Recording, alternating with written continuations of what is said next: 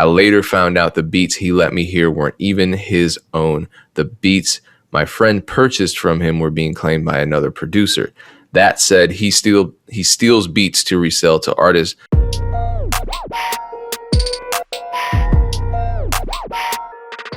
Peace, what's going down? It's the Music Entrepreneur Club. My name is DJ Payne One. I'm joined by Dame Ritter, my very special guest every single time.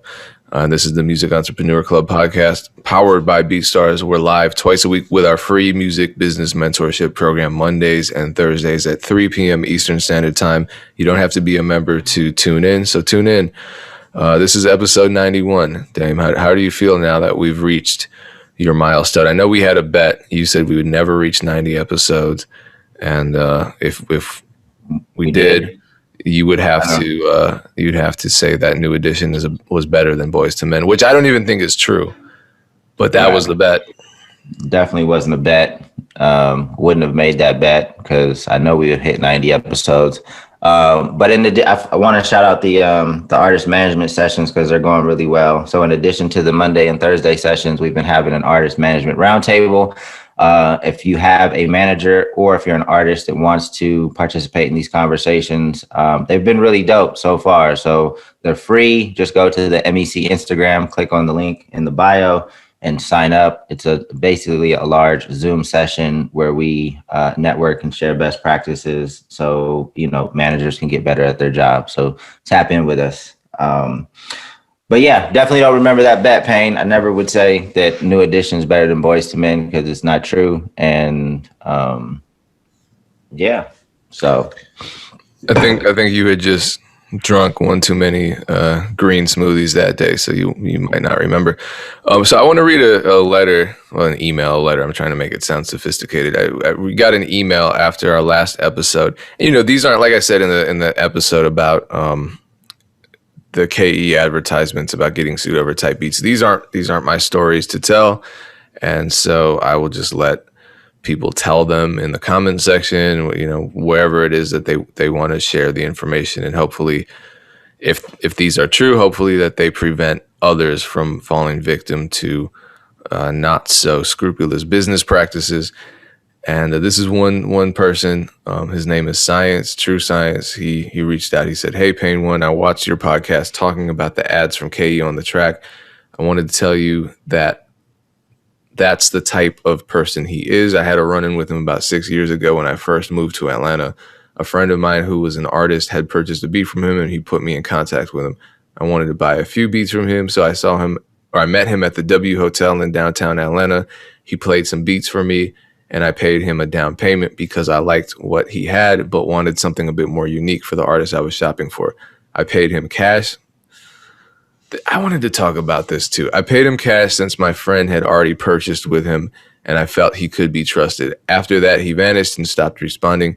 I later found out the beats he let me hear weren't even his own. The beats my friend purchased from him were being claimed by another producer. That said, he steals beats to resell to artists. I'm sure he targets your videos for his ads because you are the face of BeatStars. Unfortunately, I'm not going to talk about that. Unfortunately, this guy is just a con artist out to quickly make money from artists and vanish." I think a kind of like composite sketch of my face, your face, and Abe's face are the faces of BeatStars, and then people can't tell us apart because people are always contacting me, congratulating me for the success of BeatStars. I'm like, just an end user. I thought you were aren't you Middle Eastern? Anyway. So what do we need to learn from this that we don't already know? I would say what I did want to talk about just in general is that there are some very clear red flags when it comes to method of payment where you can kind of tell that somebody might not be doing the right thing. They might not be doing good business with you. Obviously, people have been paying for services and products in cash, since the beginning of physical currency. But when it comes to business, I really discourage cash payments. I really discourage anything that you can't. Number one, because of tax purposes. If you're running a business, and a lot of rappers, a lot of producers don't even think in these terms. But if you're running a business, you don't even have to have. People think you need to have an LLC to run a business. You don't. Nope. If you're operating as a business, you're running a business, and you can track your expenses, and you can, when you file for taxes at the end of the year as a business, which you should be doing, you might reduce your taxes, or you might even get a refund based on how much you've invested into your business. So it just depends on what your financial state is. But a lot of people will still pay cash because they're just not even thinking in terms of running a business. And I know, Dame, you've said a million times that you just wish more creatives embraced, not even embraced, just accepted that they are businesses, and then started acting accordingly. So I see this all the time where people aren't tracking their expenses, and then at the end of the year, they're like, damn, I didn't make any money off music. I didn't get anything from it. Well, yeah, you could get something from it, but at very least track those expenses. Keep a tax diary or something. Get one of those apps for your phone to track small business expenses. Because I'm reading this, and obviously I feel terrible, and I've read a bunch of stories like this about KE and about a bunch of other folks in the music business who might not be providing the service they charge for, and it's always that they paid in a way, either through cash or through other means, that they cannot get refunded for. So the oldest trick in the book with regards to the internet is someone will say, all right, I don't like the PayPal fees, so send me this friends and family. Well, the second you do that, it's no longer a business transaction, and you can't get a refund. It's like a money order. You can't get a refund on a money order. And if you've been around a little, you should already know that a money order is not a smart way to send a payment. That's how the concert promoter scammers were getting people way back. They were asking for deposits via money orders, which is crazy. Like, maybe if you're buying drugs, that's the right way to do it, but not conducting legitimate business. And then also, there are all these other different ways on the internet to collect money that isn't refundable to the person sending it. And that should be a red flag for you. Really should. So I'm just telling you right now, I know that we want to believe that the people that we're working with are legitimate, do care about us, actually want to work with us when they say they do. But watch for the red flags. I'm not saying reject everybody. I'm not saying assume everybody's a scumbag, but watch for the red flags. And one major telltale sign of someone who might be immorally conducting business is the method of payment, especially if, because a legitimate method of payment would be, I'm going to send you a PayPal business payment. It's all going to be traced. It's all going to be tracked. And I have the option to dispute it if you don't do right by me. If they reject that, if they come up with some weird excuse like, I don't like the fees, or, my PayPal account doesn't accept those kinds of payments, whatever the lie is, that should be the red flag. If you can't protect yourself during that transaction, don't send the money. That's me saying that. I don't know how you feel about that, Dame, but I did want to share that letter. I think we never paid cash for anything, but I've seen it happen, and where just people not, like you said, operating like a business. It happens. So it's something to be aware of. I think. Is it like, hey, I will never do business with you if you keep playing cash? I mean, some people prefer to accept cash, so they don't have to pay taxes on that money, So yeah, but in terms of our audience, I definitely hope that you establish a company, an LLC, or at least a DBA, something, and you are tracking your expenses. Maybe you're getting familiar with QuickBooks. It's not that hard to use. I'm sure you guys could figure it out with all the programs that young people are using today to create music. You can probably figure out QuickBooks. So yeah, that's what I'd say about that. Okay, well, be safe out there either way. I don't want to keep reading these cautionary tales from people getting taken advantage of. So, Dame, you wanted to dive into a contentious topic, did you not? Yeah, I mean, it's not. I wouldn't call it contentious, but I really just wanted to have a conversation around how artists navigate the music industry, independent artists. Because what I've seen over the past 10 plus years, I've had the fortune or misfortune of watching a lot of artists, just watching how they move, and oftentimes I see artists kind of only wanting to do a certain thing. Like they're only comfortable. Like we have all these tools, all these resources, all these things that we can do, but they're closing off routes to potentially get eyeballs on their music because maybe they don't like a platform. They don't want to collaborate, which is weird. It's not. I mean, I guess it's not weird because people are going to come back and be like, "Well, Dave, you're not a creative. You don't want." I'm not saying collaborate with everyone.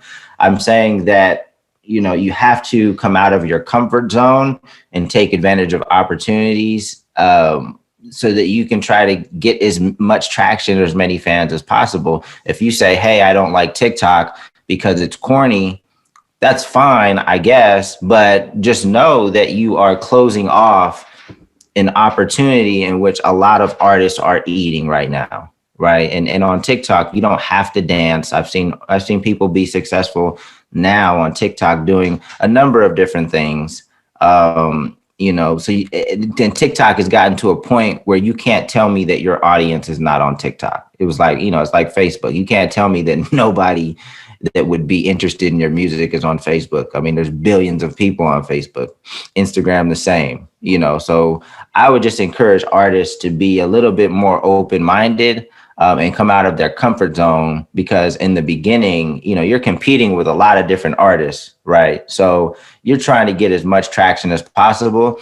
And if you're operating in this silo and you're closing off certain opportunities, and then other artists over here are like super open to collaboration, they're taking advantage of the different platforms, like they're just operating at a much more advantage than you are. And I'm not saying that I've never seen an artist be successful just kind of doing what they do, but I've seen much more artists be successful, like being open-minded and taking advantage of different opportunities and leveraging the different platforms and being a little bit more open to collaboration. That artist might not be my favorite artist, but I see that there's some synergy in a collaboration and in our shared fan base. So I'm going to collaborate with that person, because you may not be a super fan of their music, but hopefully you can respect and appreciate how they're moving, and just as a peer in the music industry, just do a collaboration with them. To me, it doesn't hurt. And I just see a lot of independent artists shooting themselves in the foot because they want to do things a certain way. They want a certain fan. And I've only seen that work a very small percentage of the time. It's not just artists. I get contacted by producers all the time who ask me the question of which platform should I focus on? Which platform should I upload all my beats to? And they'll say things like, well, if I upload my beats to BeatStars, should I put them on YouTube? Or if I upload my beats to YouTube, should I put them on AudioMac? I'm like, how hard is it to just upload it to all three? I mean, there are so many options out there. Why would you limit yourself? Why would you put all your eggs into one basket? That's just counterintuitive, period. Especially with regard to the internet. If you don't have a strategy yet and you don't have data, I can see if you're an artist and you're doing one thing and it's working for you, and you say, you know what, I'm making $250,000 a year using this one platform. I'm selling out every tour stop using this one platform. I'm so heavily specified. Cool. All right, keep doing what you're doing. But a lot of people are just starting out and they're asking all of these questions. And I don't know if, I think subconsciously it's that we're just averse to doing too much. We want it to be simplified, and we want someone to tell us this is the blueprint. All right, just trust me, just upload this to YouTube or just stick to Spotify, you'll be good. It's not easy, and everyone's different. And the reality is those kinds of questions, those kinds of searches for shortcuts and easy routes are some of the most psychologically limiting things we can put onto ourselves. And I didn't want to join TikTok because it was all, all that stuff for a long time. And then TikTok is very diverse now in terms of its content. So I started uploading stuff regularly because, I'd be a hypocrite if I'm preaching consistency and dedication and this and that and content for other platforms, and then when it comes to TikTok I say, nah, I can't do it. So I put myself on a schedule and I created the content in advance, and after I think 3 or 4 weeks of doing that, one of my videos, and it's not crazy, it only hit like 10,000, but I was like, damn, I went from 90 followers to 1,000, and from 100 views a video to 10,000 just by releasing content consistently. And it wasn't me dancing, it wasn't me lip syncing to anything. It was just me doing what I'm doing because everybody uses these platforms. The other thing that we talk about all the time is that why would you invest all of your efforts into one platform when that platform at any given moment can change its algorithm, can go the way of MySpace and just completely change, and everyone leaves it, and then there goes all your fans. Or worse, your account gets deleted somehow, or you have a stalker on that one platform and just ruins the experience. So I don't make choices that limit yourself. As an artist, you're creative, and as a creative, you're limitless.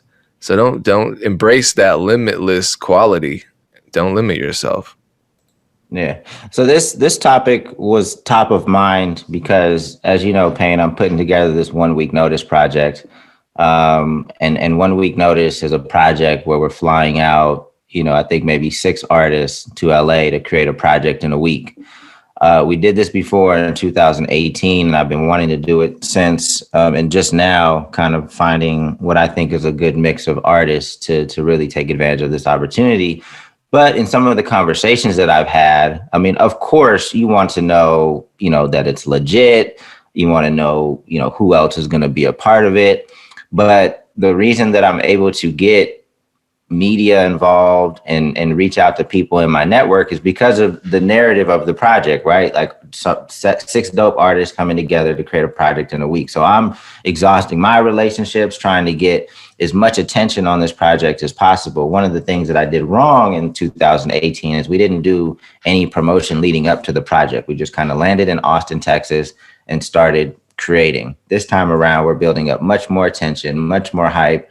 And these are artists that are not getting these looks by themselves, right? And I've had a few conversations with artists that, in my opinion, have been like over analyzing the opportunity. I'm like, this is something that you're not doing right now on your own. You're not going to get access to the interviews that you're going to be able to do, the freestyle platforms that you're going to be able to showcase your talent on. You're not collaborating with artists in this way to share each other's fan base. So I can promise you that coming into this project or leaving the project, you're going to have at least, 10,000 more fans, whatever the number is. You're going to have more fans coming out of this project than going in. And I think that an artist, and it's a red flag for me too. Like I want them to ask questions. I encourage as many questions as possible. But if you're hyper analyzing it, hyper critical, and you're a smaller artist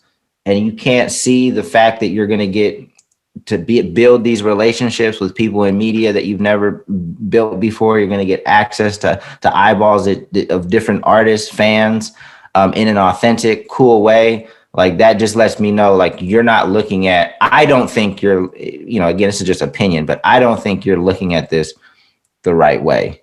And it's, well, honestly, it's a red flag for me to just be like, okay, I appreciate the time, and I appreciate you having this conversation, but you're probably not a good fit for this project because, and best of luck to you. And you might be successful approaching your career like this, but like I said, over 10 years, watching artists do this and be super specific about how they want to move, they typically move very slowly or don't move at all.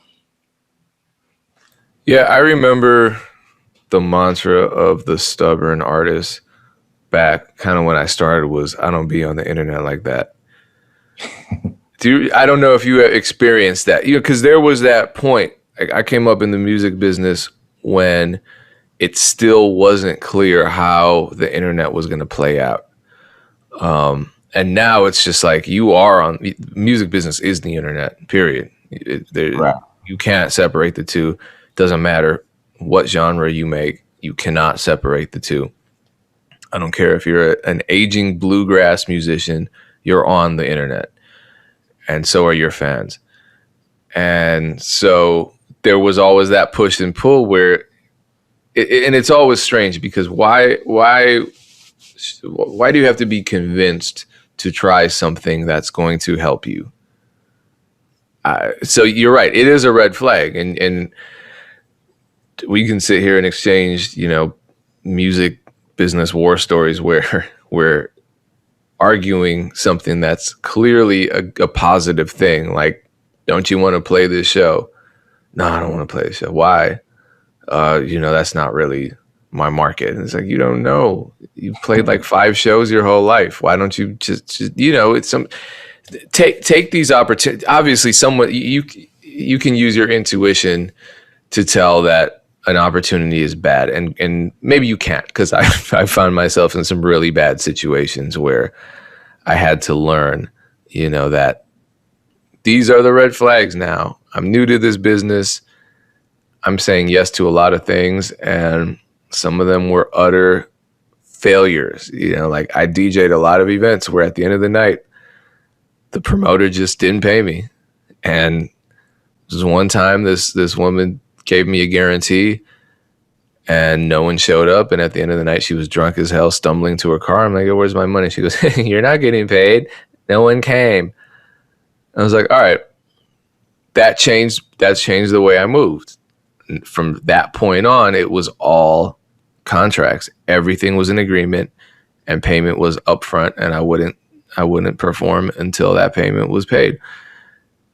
That's not the wrong thing to do. I'm there, I'm set up. You see that I'm serious, now just be serious back. But I'm not gonna DJ an event if the promoter doesn't have the money that he or she or they promised me in their pocket, because anticipating people coming and then paying me based on that is a lie, because you already negotiated a guarantee. That's what the word guarantee means. So going through that stuff, I'm not going to say it's necessary, because a lot of us are sharing our experiences, but sometimes it is necessary for certain people to just internalize and say, okay, cool. Now I'm building up that business intuition. Now I'm building up that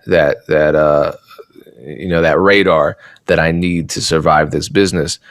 But yeah, I mean, other than that, how are you going to learn what works? How are you going to learn where your fans are if you don't travel and play shows to different fans? You might never know who your fans are until you meet them.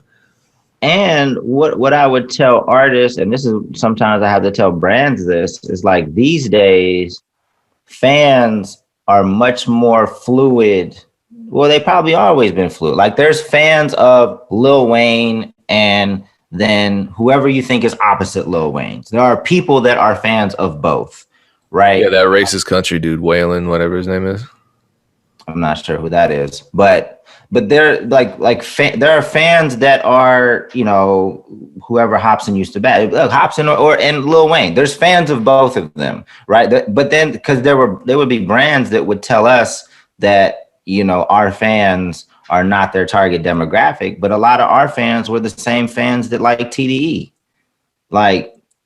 So I would just encourage artists to be more open to collaboration. Don't say like those aren't your fans, because there's a lot more diversity amongst fan base than you would think.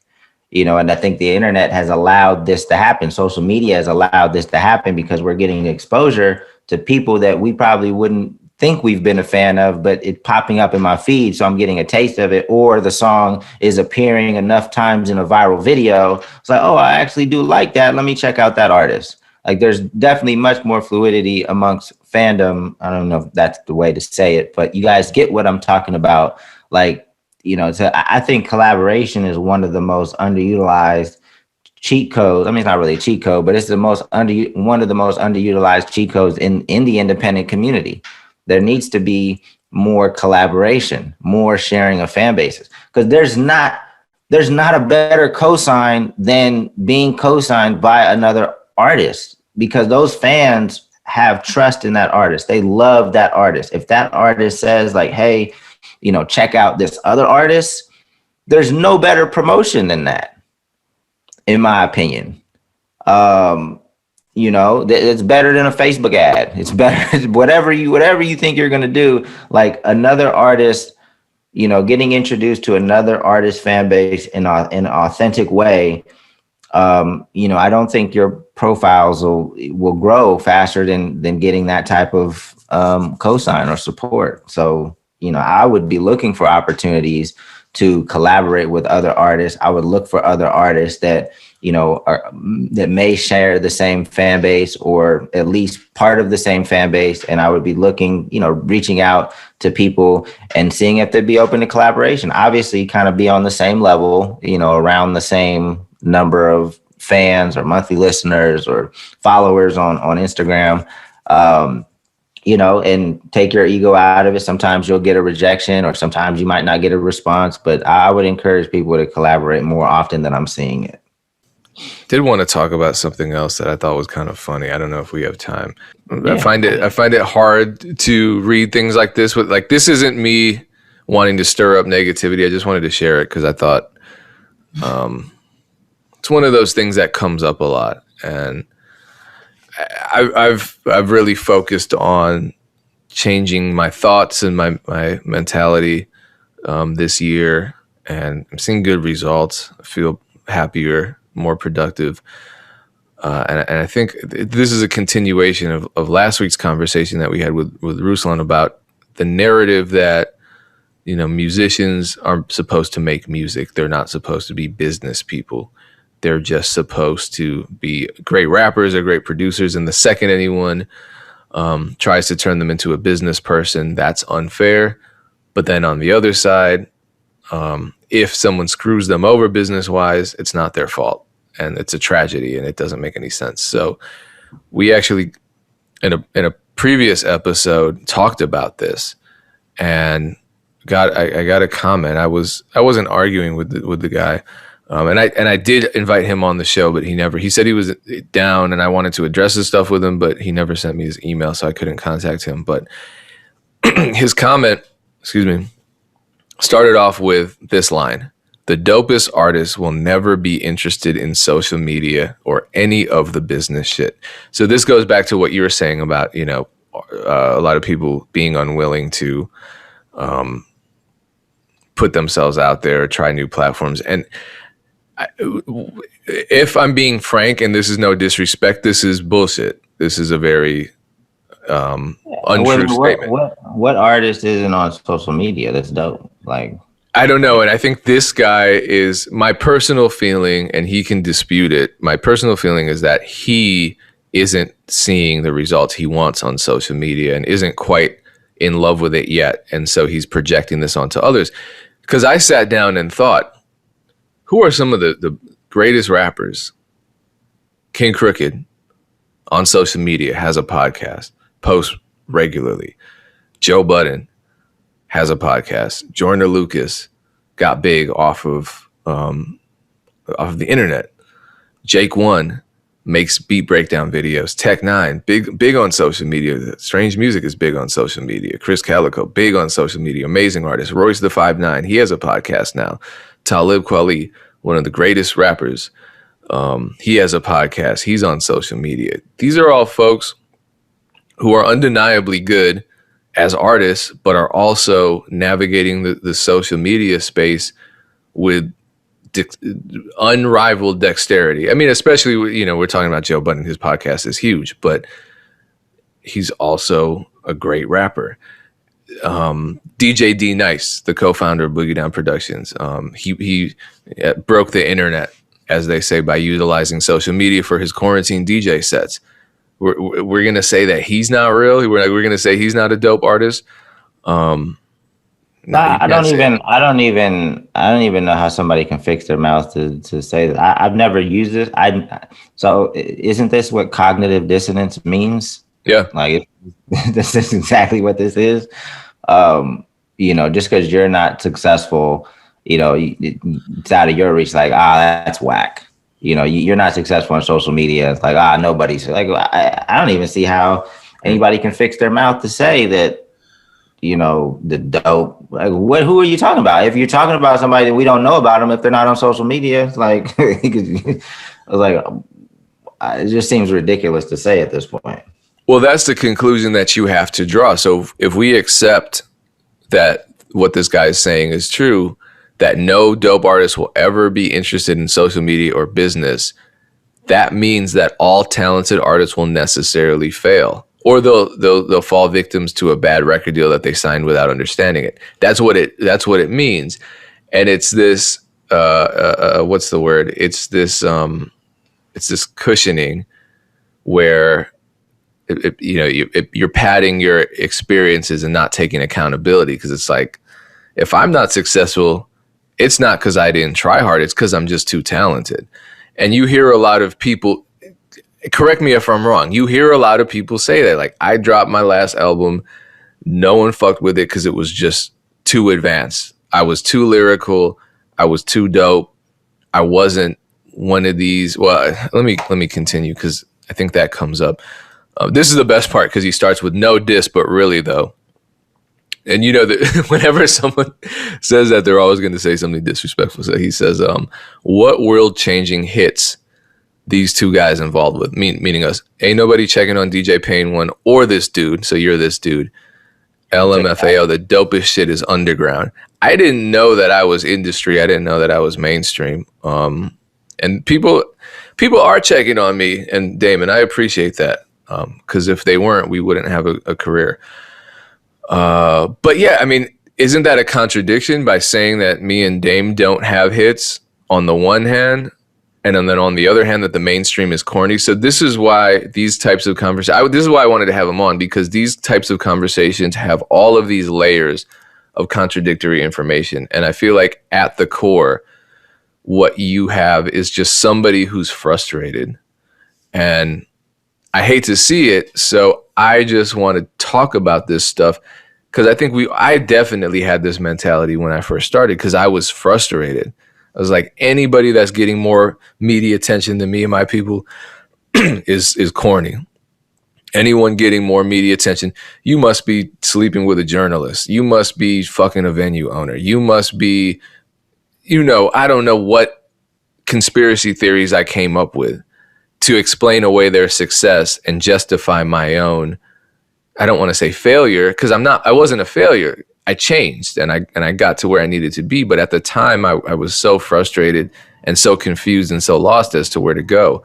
But I was also young, and I didn't really work that hard. So, that whole like, no one's checking for Payne 1 thing. It's always funny. Because the people that say it to me are never,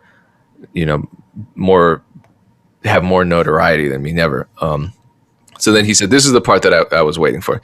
The corny shit is on social media everywhere because dummies and kids are paying for music there. Oh, wait, no, I don't even know what he means by that. I was going to ask him what he meant by that.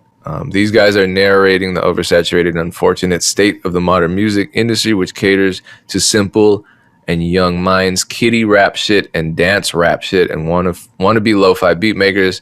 That's why all the new shit is weak. Any fool can do it.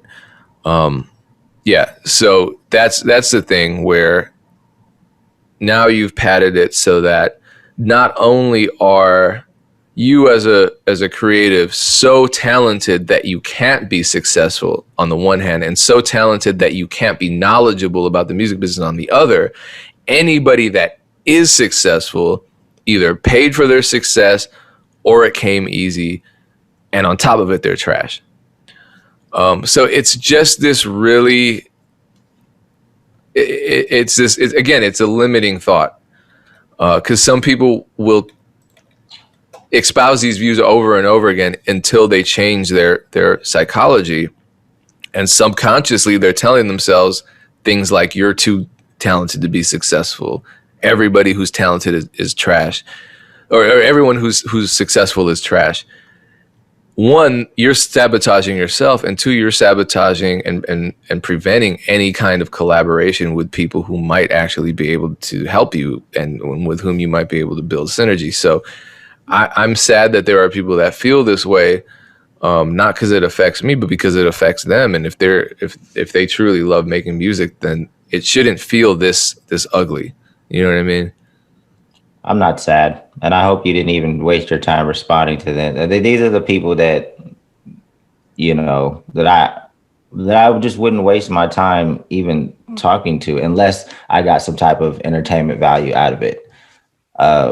It's clear that he doesn't know what he's talking about. And a lot of the things that we think coming up, as we get more experience in the music industry, as we educate ourselves, like we learn how the music industry really works. So I would just take your time and kind of learn, and don't get too entrenched in your beliefs if you don't have confirmation, because as you network and you meet other artists that become successful, and you meet their team and you learn their story, from the outside looking in, you might have called them an industry plan or something crazy like that. But then you meet these people and you learn their story. You start to learn that word just gets thrown around way too much and gets inappropriately applied to artists that have been working for so long to get to where they're at, just to be labeled an industry. And being labeled an industry plant doesn't stop their success, but I'm sure it's annoying, to people that have worked their ass off for 10 plus years, to then have a very small group of people, a very small, loud group of people label them an industry plant. Like, you just learn more as you have success and you meet other successful teams. You kind of learn more how this business works. So just you can have your thoughts and opinions, but just don't get too far entrenched, because then you're going to find yourself like this idiot, like posting on YouTube, making YouTube comments that don't really make any sense. And you're not going to make any progress thinking this way. You're not going to make any progress thinking this way. You're going to be stuck on level one forever. And you're going to be a pretty miserable person. And that's what it sounds like this person is. Yeah. I mean, that's the sad part. I don't want people to be miserable, but at the same time, all I can do is talk with you about it here. And, I don't want people to get scammed either. But if I say, hey, maybe don't pay someone, friends and family, when they come up with some weird line that doesn't make sense, and you still do it, that's your decision. I just hope that you learn from it, and the next time a scenario like that arises, you can look at it and see it for what it is and avoid all of the negative consequences of it. Yeah. I hope you didn't. Did you reply to this person? Yeah, I told him to come on because I wanted to talk about this stuff. Because definitely don't want him on the show. Well, I was either gonna trick you and just like he was just gonna appear suddenly in the middle of the podcast, and I was gonna act like I didn't know what the hell was going on, or I was gonna have a conversation with you. Probably the latter, because I'm not a sneak. But here's what happens typically, because this fool might actually believe what he's posting. Other people,